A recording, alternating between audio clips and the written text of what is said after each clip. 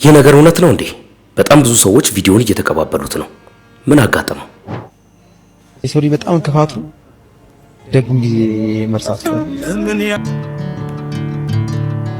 ባይስ ነው እንግዲህ በዓለም ላይ ከፍተኛ ገንዘብ የሚያወጣ ውዱ አልጋ የት እንደሚገኝ ታውቃላችሁ? የምሬን ነው የምላችሁ። ይህን ተመልከቱ። ኤክስፔንሲቭ በጣም ውዱ በዓለማችን ላይ አልጋ የት እንዳለ ታውቃላችሁ? ሆስፒታል ውስጥ ነው ያለው። በአሁኑ ሰዓት ከአይምሮ ሕክምና ቦታ ላይ ሆኖ የሚረዱ ሰዎችን የሚያውቃቸውን አምባሳደር የሆነላቸውን ሰዎች ይቅርታ እየጠየቀ ያለው የጋዜጠኛ ሶፎንያስ ጉዳይ እጅግ አነጋጋሪ እየሆነ ነው። ምንድነው የተፈጠረው? አሁን እሴት ነው ያለው። ባሙሌ በጎ አድራጎት ድርጅት አምባሳደር አድርጋችሁ ሾማችሁ በድያችኋለሁ። አራት አለ ፋናንዬ፣ ይቅር በይኝ እናቴ፣ ፈቲ፣ አባዬ፣ ሮማን፣ ኡስታዝ አቡበከር አህመድ፣ በድሩዜ። በአሁኑ ሰዓት እሱ ያለበት ሁኔታ ምንም አይነት ትክክለኝነት ስለማይታይበት የትኛውም አይነት የይዘት ፈጣሪዎች፣ የፖድካስት ባለቤቶች የምናገረው ነገር አለኝ ሚስጥር አለኝ ቢልም ልታቀርቡት አይገባም የሚል ጥሪ እየተላለፈ ነው። ሰምታችኋል? ታዋቂው ሶፎንያስ ዋሲሁን የምንናዘዘው ነገር ስላለ ወደ ሚዲያ እንመጣለን እያለ ቢሆንም የሚዲያ ሰዎች ግን በችኮላ ስቱዲዮአችሁ ላይ እንዳታቀርቡት ጥብቅ ምክርና ማስጠንቀቂያ ከአካባቢው ካሉ ሰዎች ተላልፏል። ነገሩ ምንድነው? የዘንድሮ ነገራችን ጠቅላላ ገመናችን በሚባል ደረጃ ቲክቶክ ላይ ማህበራዊ ሚዲያ ላይ ነው ያለው። ትክክል አይመስለኝም፣ ሊታረም የሚገባው ጉዳይ ነው ትለናለች። ዛሬ ደግሞ ቲክቶክ ላይ ነው ሁሉም ነገር ፖስት የሚደረገው፣ ድግሱም፣ ሽምግልናውም፣ ምኑም። በእውነት ነው የምልህ ዛሬ ወይኔ ጌታ ሆይ ቶሎና አይበቃንም እላለሁ። በእውነት ነው። ፍሬዘር በህግ ሊጠየቅ ይገባል፣ የጊዜ ጉዳይ ነው እንጂ ትክክል እንዳልሆነ ሁላችንም ገብቶናል የሚል ሰው አለ። ምን ትላላችሁ እናንተ? አንተ ህግ ቢኖር ይከሳል። ደግሞ ጊዜው ይደርስና አንተ ተከሳህ እናያለን። ደግሞ ጊዜው ይደርስና አንተ ወንጀለኛ ሆነህ እናያለን።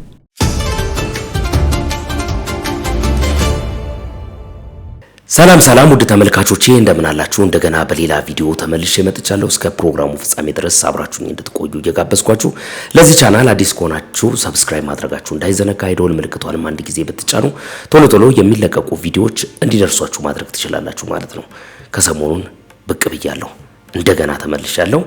ላይክ እንድታደርጉ ብዙ ሰዎች ጋር ቪዲዮ እንዲደርስ ሼር እንድታደርጉ ሐሳብና አስተያየታችሁንም በነጻነትና በጨዋነት የሐሳብ መስጫ ሳጥኑ ላይ እንድታሰፍሩልኝ ይሁን ማለት ነው። ለዛሬም የተለያዩ ቪዲዮዎች ይዣለሁ። በዚህ ሰዓት ለማቀርበው ቪዲዮ አንዳንድ ርዕሰ ጉዳዮችን እነካካለን። አብራችሁን ቆዩ። በቀጥታ ወደ ቪዲዮ እንሂድ። የሰው ልጅ በጣም ክፋቱ ደግሞ ጊዜ መርሳት ነው። ባይስ ነው እንግዲህ በጣም ብዙ ሰዎች ይህንን ቪዲዮ ሲቀባበሉት ተመለከትኩኝና ምን ገጥሞት ነው የምታውቁ ሰዎች አላችሁ። በጣም ብዙ ሰዎች የቆየ ነው የሚሉ ሰዎች አሉ። ግን የፖስተው ሰው አዲስ እንደፖስተው በማስረጃ አስደግፎ ገልጿል። ማለት በጣም ብዙ የቲክቶክ ማስታወቂያዎች ሰርቷል። ደህና ዘመዶች አሉት። ገንዘብ የሚያገኝበት ወይም ደግሞ ቢቸግረው እንኳን የሚጠለልና የሚጠጋበት ቤተሰብ እንዳለው ሲነገርለት የነበረው ባይስ በዚህ ሁኔታ እሱን መመልከት የሚያሳዝን ነው። እንደውም ያለውን ገንዘብ ራሱ መጠቀም አይፈልግም ነው አንድ ነገር ሰምተን ነበር በቅርብ ጊዜ ማለት ነው። አሁን ያለበት ሁኔታ ግን በትክክል እንደዚህ ከሆነ እጅግ የሚያሳዝን ነው። ብዙ ሰዎች ማስታወቂያ አሰርተውታል። በጣም ብዙ ብር እንዳለውም ሲነገር ሰምተናል ከዚህ በፊት ከተወሰኑ ጊዜያቶች በፊት። አሁን ያ ሁሉ ነገር ቀርቶ በዚህ አይነት ሁኔታ እሱን መመልከት ትንሽ የሚያሳዝን ነገር ነው። አካባቢው ላይ ያሉ ሰዎች የሚወዱት የሚያውቁት ቤተሰቦቹ ይህን ነገር አጣርተው ትክክልም ካልሆነ ሚዲያው ላይ ይዘው ሊወጡ ይገባል ማለት ነው። ትክክል ያልሆነ መረጃ በዚህ ደረጃ መሰራጨት ስለሌለበት ማለት ነው። እንግዲህ ያው በየቀኑ የምንሰማቸው ነገሮች እጅግ አሳዛኝና የሰው ልብ የሚነኩ ነው የሚሆኑት። ሁሉ ጊዜ ማህበራዊ ሚዲያ እስካለ ድረስ ማህበራዊ ሚዲያ የሚያመጣቸውን ነገሮች ከመመልከት ውጭ አይደለም። የምናያቸውን ነገሮች ደግሞ ወደዚህ ይዘን እየመጣን መነጋገር ባለብን ጉዳይ ላይ እንድንነጋገር፣ ሐሳብ መስጠት ባለብን አስተያየት መስጠት ባለብን ጉዳይ ላይ አስተያየት እንድንሰጥ መሆናችን አይቀርም ማለት ነው። እንቀጥል እስቲ ወደ ቪዲዮአችን። አይ ጋይስ አንድ ነገር ዛሬ ልንገራችሁ፣ አስተውላችሁ እንድታዳምጡኝ። the most expensive የሆነ ቤድ የት እንዳለ ታውቃላችሁ? ሂልተን አይደለም፣ ኦር ሸራተን አይደለም፣ ኦል ራዲሰን ብሉ አይደለም፣ ኦር ስካይላይት አይደለም፣ ወይንም ደግሞ ራማዳ ሆቴልም አይደለም። ኤክስፔንሲቭ በጣም ውዱ በዓለማችን ላይ አልጋ የት እንዳለ ታውቃላችሁ? ሆስፒታል ውስጥ ነው ያለው። በቀን በጣም ብዙ የምትከፍሉበት እየተሰቃያችሁ የምትከፍሉበት ሆስፒታል ውስጥ ነው ያለው ያ አልጋ። በጣም ውድ ነው በዓለማችን ላይ። ስለዚህ እቺ ሲምፕል አልጋህ ላይ ትተኛና እንደዚህ በጀርባ ድግፍ ትልና ጌታ ሆይ ስለሰጠኝ ስለዚህ ጤና አመሰግንሃለሁ በለውና አመስግን። ቴንክ ዩ። ትክክል ነው። እንግዲህ ብዙ ሰው በዚህ ዘመን ኮምፕሌን ማድረግ እንጂ ማመስገን ብዙ ሰው የሌለበት ጉዳይ ሆኗል። ብዙ ሰዎች ሁላችንም ማለት በሚባል ደረጃ የተደረገልንን ሳይሆን እየሆነብን ያለውን ነገር ማስተዋል ይቀለናል። እግዚአብሔር የሰጠን ነገር ብዙ ነው። ምናልባትም ይህንን ነገር ለማስተዋል ሆስፒታል አካባቢ ብትሄዱ፣ እስር ቤት አካባቢ ብትሄዱ፣ እንደዚህ አይነት በቃ በጣም የአስቸጋሪ የሆኑ ቦታዎች ላይ ብትሄዱ በየቀኑ ምስጋናችሁን ትጨምሩ ነበረ። ማለት በጣም ብዙ ሰዎች ገንዘባቸውን እየከፈሉ እየተጨነቁ እየተሰቃዩ የሚተነፍሱባት ዓለም ሆናለች። እንደውም አንድ ጊዜ ምንድነው የሰማሁት የካንሰር ታማሚ የነበረ ሰው ከዚህ በፊት በውድ አንዲት ሴት ናት። ከዚህ በፊት በውድ መኪኖች ይሄድ ነበረ። ዛሬ መኪኖቼ መንዳት እንኳን አልችልም። በጣም ብዙ ብሮች አሉ። ብሮቼ እድሜን ሊቀጥሉልኝ አልቻሉም። በጣም ቅንጡ ቤት ውስጥ ነበር የምኖረው። ዛሬ ግን ሆስፒታል ውስጥ አንድ አልጋ ላይ ተኝቻለሁ። በጣም ብዙ ነገሮችን እያማረጥኩኝ ይበላ ነበረ። አሁን ግን መብላት የማልችልበት ደረጃ ላይ ደርሻለሁ። ያ ሁሉ ነገር ያለው ሰው በአንድ ጊዜ ምንም እንደሌለው ሰው ገንዘቡ ሳይጠፋ ምንም ነገር ሳይሆን ሆስፒታል ውስጥ በዚህ አይነት ሁኔታ ተከቦ በመቀመጡ ብቻ ምክንያት ያለውን ነገር እንኳን መጠቀም እስከማይችል ሆኗል። ስለዚህ ዛሬን እንድታዩ ላደረጋችሁ ፈጣሪያችሁ ምስጋናን ማቅረብን የመሰለ ነገር የለም። ነገ መልካም ቀኖችን ለማየት የሚወድ ካለ ዛሬን ማመስገኑ በጣም አስፈላጊ ጉዳይ እንደሆነ ሊታመን ይገባዋል ማለት ነው። በጣም ኢምፖርታንት መልእክት ስለሆነ ነው እንድትሰሙ ያመጣሁላችሁ። በቀጣይነት የጋዜጠኛ ሶፎንያስ ጉዳይ በጣም ብዙ ሰዎችን እያነጋገረ ይገኛል። ከአንዱ ቦታ ላይ ወጥቶ ወደ ሌላው ቦታ ላይ ለምሳሌ መጀመሪያ ከገዳም ወጣ ጠፍቶ ወደ የካቲት ሆስፒታል ሄደ። ከየካቲት ሆስፒታል ጠፍቶ 4 ኪሎ ተመለከት ነው። ከ4 ኪሎም እንደገና ጠፍቶ ሌላ ቦታ ላይ ታይቷል። በየሰዓቱ የተለያዩ ነገሮችን ይፖስታል። እሱ ብቻ ሳይሆን በአሁን ሰዓት ደግሞ ባቡል ካይር የሚባል የመርጃ ማዕከሉ ጋር ይቅርታ ሲጠይቅ አምባሳደር አድርጋችሁኝ አሳፍሬያችኋለሁ ይቅርታ አድርጉልኝ እያለ ይቅርታ ሲጠይቅ ተመልክተናል። እሱ ብቻ ሳይሆን አሁን በቡራኬን የአእምሮ ህሙማን ውስጥ እንደሚገኝም እየተነገረ ነው የሚገኘው። በጣም በርካታ ሰዎች ግን እየተናገሩ ያሉት ነገር ምንድነው? በአሁን ሰዓት እሱ ያለበት ሁኔታ ትክክል ስላልሆነ የትኛውም ሚዲያ እሱን በፖድካስት ደረጃ ጋብዞ ምንም አይነት ነገር ማቅረብ እንደሌለበት የሚናገሩ በርካታ የግል ወዳጆቹም የሚያውቁት የሥራ ባልደረቦቹም ይህንን ነገር እየተናገሩ ነው የሚገኘው። ከዛ በፊት ግን ሶፎንያስ የተናገረው ነገር ጋዜጠኛው የተናገረው ነገር ሰምተን እንመለስ። ባቡል ካይር በጎ አድራጎት ድርጅት አምባሳደር አድርጋችሁ ሾማችሁ በድያችኋለሁ። ፋናንዬ ይቅር በይኝ እናቴ፣ ፈቲ አባዬ፣ ሮማን፣ ኡስታዝ አቡበከር አህመድ፣ በድሩዜ፣ ኡስታዝ ሙሉ ቱርኪ አንገታችሁን አስደፍጫችኋለሁ። ይቅር በሉ። አይዞ በቃ።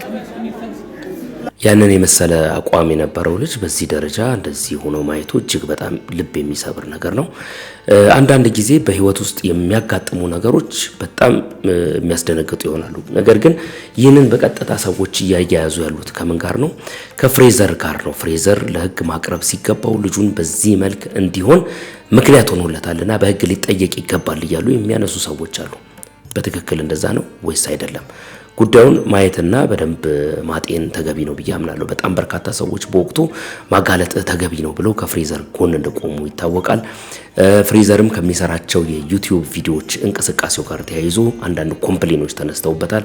እሱ ብቻ ሳይሆን አሁን ባለው ሁኔታ በጋዜጠኛ ሶፎንያስ አቋምና ወቅታዊ ሁኔታ ላይ ተንተርሰው ለፍሬዘር የሚሰጧቸው አስተያየቶች ትንሽ መረርና ከረር ያሉ ነው ሆነው አግኝቻቸዋለሁ። እሱን ወደ በኋላ አንድ ልጅ የጀርባ ነገር የሚል የቲክቶክ አካውንት ያለው ልጅ የሚያነሳቸውን ነገሮች በተደጋጋሚ ቪዲዮ እየሰራ ስለሆነ እሱን ነገር አንስተን እንነጋገርበታለን። ከዛ በፊት ግን ጋዜጠኛ ሶፎንያስ የትኛውም አይነት ሚዲያ ላይ ቢቀርብ ፖድካስት ላይ ቢቀርብ እንዳታቀርቡት የሚል አንድ ከስራ ባልደረቦቹ እንዲሁም አካባቢው ላይ ካሉ ሰዎች የቀረበ ማሳሰቢያ አለ። እሱን ሰምተን እንመለስ እስቲ። ለሚዲያ ሰዎችና ለቲክቶከሮች የተላለፈ አስቸኳይ ማስጠንቀቂያ ነው። ወዳጆቼ አሁንም ሁላችንም ልናቀውና ልንጠነቀቅበት የሚገባ እጅግ አሳሳቢ ጉዳይ አለ። በፌስቡክ ላይ ባልደረቦች አጋርተው ተመልክቻለሁ። በተለይ ፖድካስት፣ ቲክቶክ እና የተለያዩ ሚዲያዎች ላይ የምትሰሩ የይዘት አዘጋጆች ይህንን መልእክት በጥሞና በደንብ ስሙኝ። ታዋቂው ሶፎንያስ ዋሲሁን የምንናዘዘው ነገር ስላለ ወደ ሚዲያ እንመጣለን እያለ ቢሆንም የሚዲያ ሰዎች ግን በችኮላ ስቱዲዮአችሁ ላይ እንዳታቀርቡት ጥብቅ ምክርና ማስጠንቀቂያ ከአካባቢው ካሉ ሰዎች ተላልፏል። ነገሩ ምንድነው? በቅርቡ በፌስቡክ ወጣ መረጃ መሰረት ሶፎንያስ ዳንኳል እንጂ ገና ሙሉ በሙሉ አልዳነም። ከዚህ ቀደም ሲታከምበት የነበረው የኒሞኒያ በሽታ ዳግም አገርሽቶበት በአሁኑ ሰዓት ሃሌሉያ ሆስፒታል ተገኝቶ ሕክምና እየተከታተለ እንዳለ በማህበራዊ ድረገጽ የሚተላለፉ መልእክቶች፣ የእሱ የቅርብ ሰዎች የሚያነሷቸው ሐሳቦች ይህንን ይጠቁማሉ። ስለዚህ ረዘም ላለ ጊዜ አናግረውት እንደተረዱት ከሆነ የቅርብ ሰዎቹ አሁን ሶፊ የሚያስፈልገው የሚዲያ ሽፋን ሳይሆን የሕክምና እድልና ጸሎት ብቻ ነው። የባለፈው አይነት ስህተት ድጋሚ እንዳይፈጸም ሁላችሁም ጥንቃቄ ማድረግ አለባችሁ። በሶሻል ሚዲያ የምትመላለሱ ሰዎች ጉዳዩን ሳታጣሩ በጭራሽ ማውራቱን እንድታቆሙ ተጠይቋል። አሁን ለሱ ልናደርግለት የምንችለው ነገር እግዚአብሔር እንዲረዳው መጸለይና የምናግዘው ነገር ካለ በተግባር ማገዝ ብቻ፣ እንደዚሁም እግዚአብሔር መጨረሻውን እንዲያሳምርለት ይህንን መልእክት ለሁሉም የሚዲያ ሰዎች እንዲደርስ አሁኑኑ ሼር በማድረግ አብረነው ከጎን መቆም እንዳለብን ነው መረጃዎች የሚያመላክቱት። ለተጨማሪ መረጃዎች አሁንም ፎሎ ማድረጋችሁን እንዳትረሱ። በጣም የሚያሳዝነው ነገር ምንድነው? በቃ ማለት ይህንን የገቢ ምንጭ ያደረጉ ሰዎች እንዳሉ ይታወቃል። ማለት ማህበራዊ ሚዲያ ላይ ዩቲዩብ ላይ፣ ቲክቶክ ላይ፣ ፌስቡክ ላይ የተለያዩ የማህበራዊ ሚዲያዎች ወይም ደግሞ የማህበራዊ ሚዲያ ፕላትፎርሞች ገንዘብ እንደሚሰራባቸው ይታወቃል። ግን በሰዎች ውድቀት ላይ የተገነባ ገንዘብ የማግኛ መንገድ ሰላም የሚሰጥ ነው ብዬ አላስብም። እኔ አንዳንድ እያወቅን ልንሰራ የማይገባቸው ቪዲዮዎች እንዳሉ ይታወቃል። አንዳንድ ሰዎች ደግሞ ይህንን በፍጹም ኖቲስ ማድረግ አይፈልጉም። በህይወታቸው ጥቅም ካስገኘላቸው ማንኛውንም ነገር የሚሰሩ የሰዎችን የተለያየ ነገር ሚዲያ ላይ በማውጣት ገንዘብ ለማግኘት ወደ ኋላ የማይሉ በርካታ የሚዲያ ባለቤቶች እንዳሉ ይታወቃል። ለነሱ ይሄ ብርቱ ማስጠንቀቂያ ነው ብዬ አምናለሁ እና የልጁን አሁናዊ ሁኔታ በመመልከት ሊረዳ፣ ሊታገዝ፣ ሊደገፍ በሚገባው ሁኔታ ላይ እንደዚህ ያለውን ነገር ሚዲያ ላይ አውጥቶ የልጁን የየዕለት ነገር በዚህ ደረጃ ማድረግ ተገቢ ነው ብዬ አላምንም። እኔ ብዙ ሰዎች በዚህ አቅጣጫ ላይ ያወራሉ እና አንድ ልጅ እንደውም ምንድነው ሲናገር የሰማሁት ጋዜጠኛ ሶፎንያስ በእንደዚህ አይነት ሁኔታ ውስጥ እንዲወድቅ ካደረጉ ሰዎች መካከል ፍሬዘር አንደኛውና ዋነኛው ነው። ደስ አለ ወይ እንደዚህ በመሆኑ ብሎ ሁሉ ሲናገር ሰምቻለሁ። ከዛ ባለፈ ግን በህግ ሊጠየቅ ይገባል የሚል ነገር ሲያነሳ ሰምቻለሁ። እንስማና እንመለስ። በድያችኋለሁ። አራት አለ ፋናንዬ ይቅር በይኝ እናቴ ፈቲ አዋይ። ይህንን ቪዲዮ ከመቶ ሰው በላይ ላከልኝ። በእውነት ልጁ በዚህ ሁኔታ ውስጥ እያለ ቪዲዮ እንዲሰራ ማድረግ ማግባብ አይደለም። እኔ ራሱ ቪዲዮ አሁን ይሄንን ስሰራ የዚህ ልጅ ምስል ስጠቀም በጣም ብዙ ሰዎች ተጠቅመውት ስላለና ምንም ማድረግ ስለማልችል እንደ ሐሳብ ላስቀምጥበት ነው። የመጀመሪያ ሐሳቤ ፍሬዘር ላይ ነው። ፍሬዘር ትላንትና ይሄ ልጅ ወዳንተ ሲመጣ በህግ አሳልፈ ሰጥተው ቢሆን እንደዚህ ባታረግ ኖሮ በጣም ብዙ ነገሮች ይሻሻሉ፣ ይስተካከሉ ነበር። ብዙ ነገሮች ዛሬ እንዲገርጥቶ የምታየው ልጅ ትላንት ቲዩብ የሰራህበትና ዶላሮችን ያገኘህበት ልጅ ነው። እንግዲህ ያ ሳንቲም የሱ ደም፣ የሱ አጥንት፣ የሱ ሞራል ተከስክሶ ኪሴ የገባ ብር ማለት ነው። ዛሬ እንግዲህ አንተ ምናልባት ድልቅቅ ብለህ እዛ ቲዩብክ ላይ ገብተህ ባልሽ ካልወደደሽ 10 ነገሮችን አድርጊ፣ ለሚስትህ 8 ነገሮችን ብታረግ በሚል አዳዲስ የወሲብ ቀስቃሽ ለትውልድ የማይጠቅም ቪዲዮ የምሰራበት ወንበር በሱ ብር የተገዛ ነው። በዚህ ቲዩብ ሽቀላ የተገዛ ነው። እናትየው የምታነባው እንባ የምታለቅሰው ለቅሶ አንተ ቲዩብ ላይ የሰራህበት ብር ነው። እንባዋ ኪስ ውስጥ ነው። አንድ ወንጀልን ወንጀል መሆኑ ሲታወቅ በህግ ማዕቀፍ ውስጥ አድርጎ ሰው እንዲቀጣ ከማድረግ ይልቅ በመንጋ ፍርድ ራስህ በራስህ ጊዜ ጉዳዩን አስበህበት ከ100 ምናምን ሺህ በላይ ቲዩብ አካውንት ያለ ሰውዬ እንዴት ግን አስቻለ እስከ መጨረሻ አንድ እንደዚህ አይነት አጸያፊ ነገር ከሚያደርግ ሰው ጋራ እስከ መጨረሻ ለመቀጣጠር ራሱ መጻፍ ያንተን የጭንቅላትህን ማለት ነው አካሄድ በጣም ያስታውቃል። በደንብ ነው ሰው አሁን ጤነኛ ሰው እንዳንተ ያደርግ። ጤነኛ ሰው በጣም በተለየ መንገድ ነው ሰዎችን ትሪት አድርጎ ወደ ተሻለ ነገር ይዞ የሚመጣው። ሌላው በጣም የሚገርመኝ ነገር ሶፎንያስ በጣም ብዙ ሚስጥር ነግሮኛል፣ ባለስልጣናትም እዚህ ጉዳይ ውስጥ ምናምን ብለህ ሙሉ በሙሉ የባለስልጣናትን ስም ጥላሸት ቀባው። ሰው የትኛው ባለስልጣን ማን ነው ባለስልጣን ምናምን ባለስልጣን ውስጥ ያለ እንዴ ብለው እንዲያስብ። ከዛም ምን አልክ ደግሞ ለሱ ለህይወቱ ስለሚሰጋ ነው። ከዚህ በላይ ምን ሞት አለ? ከዚህ በላይ ምን መቀበር አለ? ተቀብሯል እኮ ሞቷል እኮ ባንተ። ይሄ እኮ ስም ማጥፋት ሰርተሃል። ሌላ ከቤተ ክርስቲያን ጋር በተያያዘው እንዴ የትኛው ገዳም ነው ሄዶ ሰው አንቀበልህም፣ የትኛው ጸበል ነው ሰው አንቀበልህም የሚባለው? የተደፋፈነ ወሬ፣ የተደፋፈነ ነገር። አንተ ህግ ቢኖር ይከሳል። ደግሞ ጊዜው ይደርስና አንተ ተከሰህ እናያለን። ደግሞ ጊዜው ይደርስና አንተ ወንጀለኛ ሆነህ እናያለን። እኔ ግን በጣም በጣም በጣም አዝናለሁ በአንዳንድ ነገሮች። እኛም ከዚህ ብዙ እንማራለን። ጉዳዩ በጣም አስጠያፊ አሰቃቂ ነገር ነው። ኢትዮጵያ ውስጥ ማለት ነው መስማትም የማንፈልገው ቢኖር የዚህን ጉዳይ ነው። በጣም ነው የሚያስጠላው። ወጣቶች ከዚህ ጉዳይ በጣም ራሳችሁን አድርጉ። ለእናንተም ትምህርት ነው። ምን ያህል ከሰውነት በታች እንደሚያደርግ፣ ምን ያህል በሰው እንደሚያስንቅ፣ ኢትዮጵያ ውስጥ ምን ያህል ቤተሰብ እንደሚበትን ተረዱበት። በጣም በጣም ህይወትን እንደሚያናጋ፣ ጤናን በጣም እንደሚያናጋ ተረዱበት። እንደዚህ አይነት ነገር ላይ በምንም እንዳትሳተፉ፣ ጆሮአችሁም እንዳይሰማ። እግዚአብሔር ከዚህ ሁሉ ይጠብቃል። በጣም ኢምፖርታንት የሆኑ ሁለት ነገሮችን ልናገር እኔ ከሱ በመነሳት ማለት ነው። አንደኛው ፍሬዘር እዛ ቦታ ላይ ባይሆን ሌላም ሰው ቢሆን ሊያደርገው የሚችለው ነገር ነው ብዬ አምናለሁ። በመጀመሪያ ደረጃ እሱ ብቻ ሳይሆን ፍሬዘር በወቅቱ በስሜታዊነት ያደረገው ነገር እንደሆነ ራሱ ሞቶ ተናግሯል። ለፍሬዘር ጥብቅና ለመቆም ሳይሆን ነገርየውን ትክክለኝነቱን ለመረዳት እንዲቻለን ነው። ከዛ ባለፈ ግን ሶፎንያስ ራሱ ወጥቶ ሶፎንያስ ጠቅመኸኛል፣ እኔ አንተ ይህንን ባታደርግ ኖሮ ስጋ ወደሙ እንድወስድ ወደ ራሴ እንድመለስ ወደ ራሴ እንድመለከት አታደርገኝም ነበር ብሎ ሲናገር ሰምታችኋል። ምንም እንኳን አሁን ያለበት ሁኔታ ከባድ ቢሆንም የሆነው ሆኖ ግን አንድ በደንብ ልንገነዘበውና በጣም በኢትዮጵያዊነታችን በሀገራችን እንደዚህ አይነቱ ነገር ምን ያህል አዋራጅ፣ ምን ያህል ወራዳ፣ ምን ያህል ተቀባይነት የሌለው ነገር እንደሆነ እንድናውቅ በጣም ከፍተኛ ማሳያ ሆኗል ማለት ነው የሶፎንያስ ጉዳይ። እንግዲህ ከዚህ በላይ ምን ሊመጣ እንደሚችል አናውቅም። ይህንን ነገር እንጸየፋለን፣ አንቀበልም፣ እንቃወማለን። የሃይማኖት ሀገር ነን። የተለያዩ ነገሮች አንስተን በጣም ብዙ ተናግረን እናውቃለን። ቪዲዮ ላይ ራሱ በጣም ብዙ ነገሮች ከዚህ ቀድሞ በቲክቶክም በተለያዩ ፕላትፎርሞች ሰርች አውቃለሁ። ዶክተር ስዩም አንቶኒዮስ የሚናገራቸውን በጣም ኢምፖርታንት የሆኑ ነገሮች አምጥቼ አውቃለሁ። በጣም ብዙ ጊዜ በዚህ ጉዳይ ላይ ተሰርቷል። ከ20 ምናምን ዓመት ያላነሰ በዚህ ጉዳይ ላይ እየተነገረ ነው ያለው።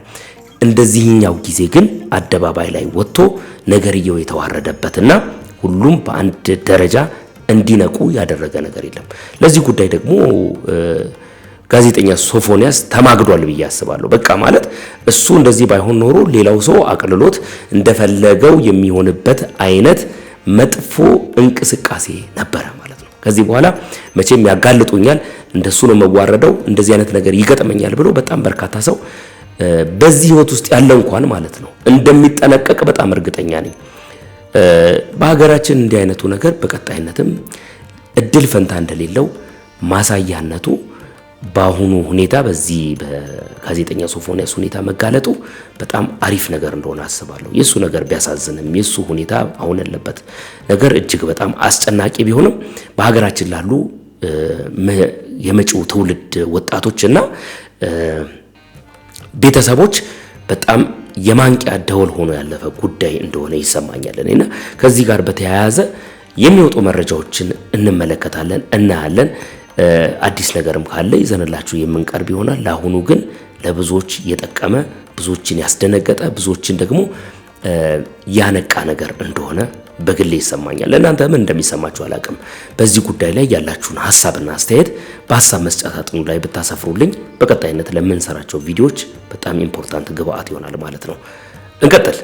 ለመጨረሻ ያስኩላችሁ ቪዲዮ በጣም ኢምፖርታንት ነው። አሁን በሀገራችን በዓለም አቀፍ ደረጃ ማለት ይቻላል እኛ ሀገር ግን እንደ አዲስ ትሬንድ እየሆነ ያለ ነገር ነው።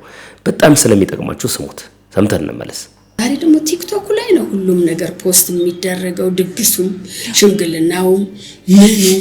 በእውነት ነው የምልሽ ዛሬ ወይኔ ጌታ ሆይ ቶሎና አይበቃንም እላለሁ። በእውነት ነው ዛሬ እዚህ ጋር ስትወጪ ድግሱም በልተሽ ስትወጪ እንዲህ የሚል እጅ ባለበት ሀገር ዛሬ ለሽምግልና ስንት ሚሊዮን ብር ነው የሚወጣው? ለግራጁዌሽን ስንት ሚሊዮን ብር ነው የሚወጣው? እኔ ይመስለኛል እኔ በሀብታችሁ እኔ መናገር ፈልጌ አይደለም፣ ይቅርታ እየጠየቅኩ ነው፣ ይሄንን ስትሰሙ እንዳትቀየሙ። ነገር ግን አንዳንዴ እኔ ባዶነት እየተሰማኝ ነው። ይሄንን ብር ወይ ብሩን ለፍተን አላገኘ ነው ይሆን እላለሁ። እውነቴን ነው የምልሽ። አሁን የሰሞኑን ብዙ ነገር አለ። 10 ሚሊዮን ብር ቼክ በሽምግልና ላይ፣ V8 በሽምግልና ላይ፣ ወርቅ አልብሶ በሽምግልና ላይ። ወርቅ እኮ ነሐስ ነው የሚሆነው በጌታ ፊት። ለምን ልጆቹ እዚህ ጋር ተርባላ፣ እዚህ ጋር አልጋ ላይ ተኝቶ ምግብ አጥተው ደጅ የሚያባሉ፣ ፍታተው እስር ቤት ያሉ ብዙዎች አሉ። ማንም አይጠይቃቸው። ስለዚህ ጌታችን ያስተማረን ወንጌሉን የተማርነው እኔ ተምሬ ያደኩትን ነው። በእኛ ዘመን እኮ የተማረ ጠይቁ፣ የታመመ ጠይቁ፣ ጌታ ደስ ይሏል የተባለን ነው። እኔ ዛሬ ደሃ ጋር ስውል ወይም ጌታ ፈገግ ይላል እኮ እላለሁ፣ ይላልም ደግሞ። ስለዚህ ለምን ለምድሪቱ መቅሰፍት እንጠራለን?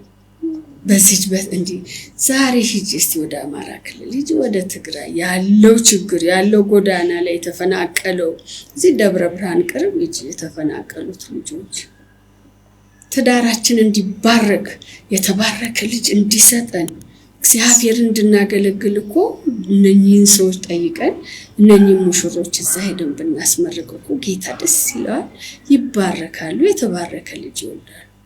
የሚገርምሽ እንዲህ አይነት ትዳሮች ደግሞ በአመት እኮ የሉ ተፋተዋል። ምኞቴ አይደለም ማውቃቸው ብዙ ነገሮች ስላሉ ነው። እና የሆነው ጋር መስመር ስተናል። በጣም ትክክል እኮ ነው። አይገርማችሁም? አሁን ባለንበት ጊዜ ማህበራዊ ሚዲያውን ሰዎች የሚገለገሉት የውስጥ ባዶነታቸውን የሚሞላ የሚመስላቸውን ነገር በማድረግ ነው። ሰዎች በጣም ብዙ ነገሮች ሲያደርጉ እዚህ ስቴጅ እንመለከታለን። ማለት ሁሉ ነገር ማህበራዊ ሚዲያ ላይ መውጣት አለበት ብዬ ከማያምኑት ወገን አንደኛው እኔ ነኝ። ሁሉም ነገር ማህበራዊ ሚዲያ ላይ መውጣት የለበትም። ልጅ ማህበራዊ ሚዲያ ላይ መውጣት የለበትም። የራሳችሁ የሆነ ነገር ማህበራዊ ሚዲያ ላይ መውጣት የለበትም። ያ ማለት ምን ማለት ነው? ኮንዲሽናል ነው። አንዳንድ ሰው የበላውን ይፖስታል፣ ሰርጉን፣ እርጥብ ልጁን፣ እያንዳንዱ ነገር ማህበራዊ ሚዲያ ላይ ያስቀምጣል። ማህበራዊ ሚዲያ ላይ የማይቀመጡ ነገሮች አሉ። እንደውም አንድ ሰው ሲናገር የሰማሁት ምንድነው፣ ማህበራዊ ሚዲያ ላይ ያለ ጋኔን ልጃችሁን እንዳይበላባችሁ እርጥብ ልጃችሁን ማህበራዊ ሚዲያ ላይ አትፖስቱ ሲል ሰምቻለሁ። አንዳንድ ሰው ምንም እውቀት የለውም፣ በቃ ያገኘውን ነገር ማህበራዊ ሚዲያ ላይ ያመጣ ይለጥፋል። ያ ደግሞ በጣም ሳይድ ኢፌክት አለው። ብዙ ነገሮች ይበላሻሉ። ዛሬ ላይ ጊዜው የተበላሸ ነው፣ እንደ ድሮ አይደለም። አባቶቻችን እናቶቻችን እንደሚኖሩበት ጊዜ አይደለም። በጣም ብዙ አይነት ስፒሪቹዋል አታኪንጎች አሉ። ስለዚህ ከዛ ለመጠበቅና ለመደበቅ እኛ ራሳችንን ከሚታየው ነገር ገለል ማድረግ ይጠበቅብናል ማለት ነው። ያለንን ነገር ሁሉ የምናሳይበት ቦታ አይደለም። ሰው የራሱ ኑሮ፣ የራሱ ገመና፣ የራሱ ቤት ሊኖረው ይገባል እና ሁሉም ነገር አይፖሰትም። እዚህ ላይ አሁን እኔ የሰሞኑን የሰርግ እንቅስቃሴ ሰዎች ያደረጉትን ነገር ለቤቶቻቸው፣ ለቤተሰቦቻቸው፣ ለልጆቻቸው፣ ለባሎቻቸው፣ ለሚስቶቻቸው ጥሩ ነው እኮ ለፍተው አግኝተው ሊሆን ይችላል፣ ሊደሰቱበት ይችላሉ። ለሚስት ለባሏ ወይም ደግሞ ለቤተሰቦቻቸው የሚሰጡትን ወይም ደግሞ በሽምግልና ሰበብ የሚበረከተውን ገንዘብ ማህበራዊ ሚዲያ ላይ ማሳየቱ ፋይዳው አይገባኝም። እኔ ጥቅም የለውም። ከዛ ባለፈ ደግሞ ከባድ የሆኑ መዘዞችን ይዞ መምጣቱ አይቀርም እየዋለ እያደረ ማለት ነው። እነዚህ ነገሮች ጥንቃቄ ሊደረግባቸው የሚገቡና ማህበራዊ ሚዲያ አጠቃቀማችን ላይ ማሻሻያና ማስተካከያ እንድናደርግ የሚገባ አይነተኛ ዘርፍ ነው ማለት ነው። ይሄንን በደንብ እንድታስተውሉት ስለፈለኩኝ ነው ይዤላችሁ የመጣሁት። እንደተማራችሁበትና እንደተጠቀማችሁበት በጣም እርግጠኛ ነኝ።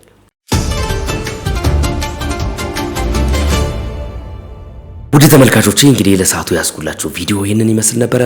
በምሽቱ ሴሽን ላይ ሁለተኛ ቪዲዮአችን ይዘን እንመጣለን። እንደዚሁ የምናወራበት፣ የምንጨዋወትበት፣ የምንማማርበት፣ የምንጠቀምበት አንዳች መረጃም ደግሞ የምናገኝበት ቪዲዮ ይዤላችሁ እመጣለሁ።